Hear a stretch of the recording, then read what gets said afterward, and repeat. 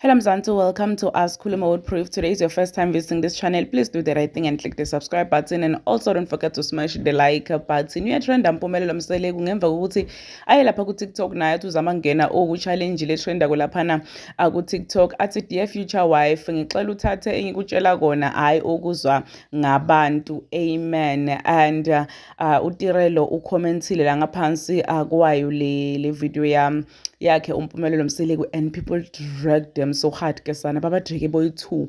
And like guys, bantu bamthanzi kuMpumelelo. Like, one thing about people will notice how shitty you treat people, and bantu bato balwela bantu labangakhoni kutelela, because bantu they are blinded by love and bona bakuthanzi.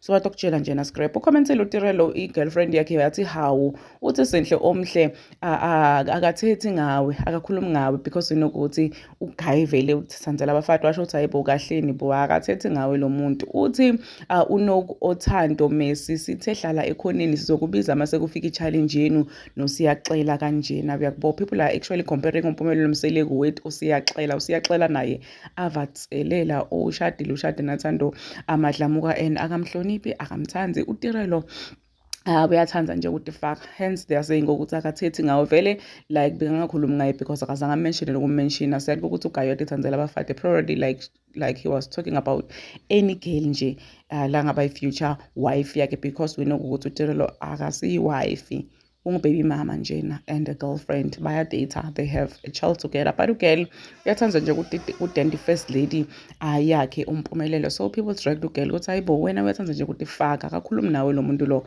ukhulumela ne-future wife yakhe, of which is not you. You guys are not married, and akazange nje akasho ukuthi wena utokushada, and bathi wena hlala ekhoneni sitokubita mase kufika yakhe i-challenge nasiyaqela. Please do comment what you think below down in the comment section. Don't forget to hit the notification bell. I will see you on the next one. Goodbye.